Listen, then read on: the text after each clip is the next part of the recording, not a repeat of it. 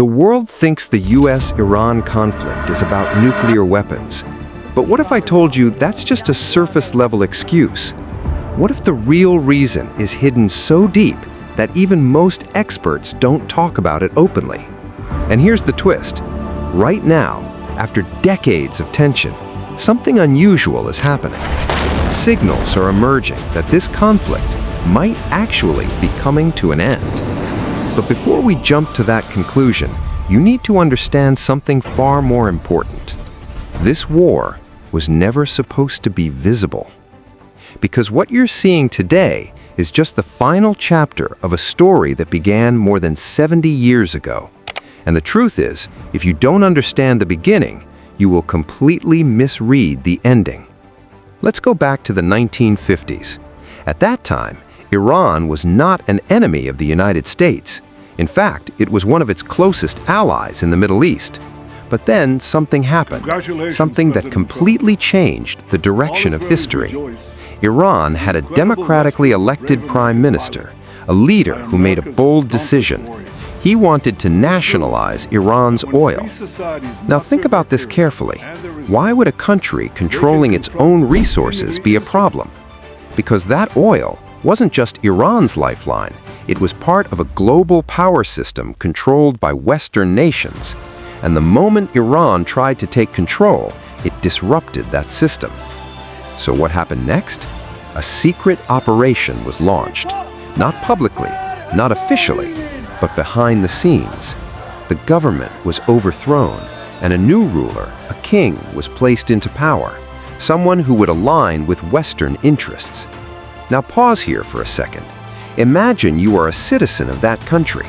Your democratically chosen leader is removed, not by your people, but by foreign influence.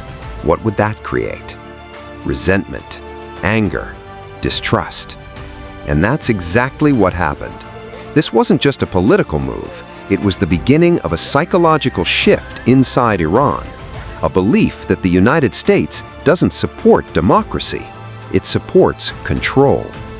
And this belief stayed silent for years, until 1979, the Iranian Revolution. This was not just a change of government, this was an explosion of decades of suppressed anger. The king was removed, a completely new system took over, and suddenly the United States was no longer seen as an ally, but as the main enemy. But here's where it gets even more complex. This new conflict was not just political, it became ideological. On one side, you had the United States, representing Western influence, capitalism, and global dominance. On the other side, Iran, representing resistance, independence, and a completely different vision of power. And when conflicts become ideological, they don't end easily. They evolve. And that's exactly what happened. Instead of direct war, both sides started playing a much more dangerous game, a game where battles are fought without officially declaring war. Proxy wars. In countries like Iraq, Syria, Yemen, both sides started supporting different groups, funding them, arming them, influencing outcomes from the shadows. Now here's a question most people don't ask. If they hated each other so much, why didn't they just go to war directly? Because both sides understood something very clearly. A direct war between the US and Iran would not stay limited. It would drag the entire Middle East and possibly the world into chaos. And this is where the tension becomes even more interesting. Because despite all the hostility, both sides showed restraint. Until one moment changed everything. A single decision, a single strike. The United States carried out an operation that killed one of Iran's most powerful military leaders. This wasn't just a tactical move, it was a message. And instantly, the world froze, because this was the closest both sides had come to direct war in decades. Iran responded quickly. Missiles were launched, military bases were targeted, threats escalated. For a brief moment, it felt like this was it. The beginning of a full-scale war. But then, something unexpected happened. the escalation stopped. And this is where most people get confused. Why would two enemies, after reaching the peak of tension, suddenly pull back? The answer lies in something far more practical than emotions: cost. Let's break it down.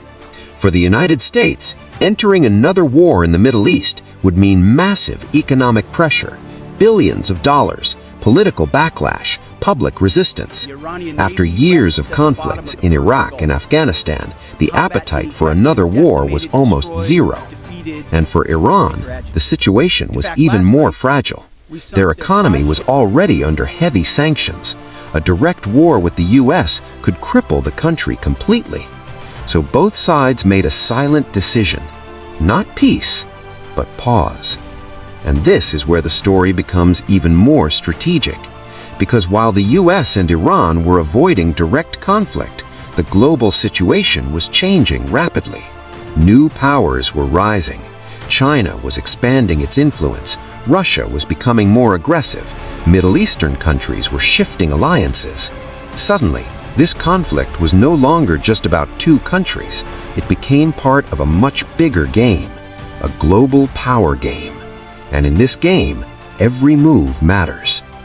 Now here's the turning point most people are missing right now. In the past few years, something unusual is happening. Quiet diplomacy, back-channel talks, unexpected agreements between countries that were once enemies. Even regional rivals are starting to normalize relations. Why? Because the priorities are changing. Earlier, it was about dominance. Now, it's about stability. Because instability is becoming too expensive for everyone. And this is why the US-Iran conflict might finally be entering a new phase. Not because the tension is gone, but because the strategy is changing. Instead of open confrontation, we are seeing controlled competition. Instead of direct attacks, influence is being expanded in smarter ways. And this creates an illusion that the conflict is ending. But here's the deeper truth. Is it really ending? Or is it just transforming into something we can't easily see? Because history teaches us one powerful lesson. The most dangerous conflicts are not the ones you see on the battlefield. They are the ones happening quietly in the background. Economic pressure, cyber warfare, political influence, information control. And this is where the future becomes uncertain. Because while the world might celebrate the idea of no war, the reality might be very different. The war didn't disappear, it evolved. So the next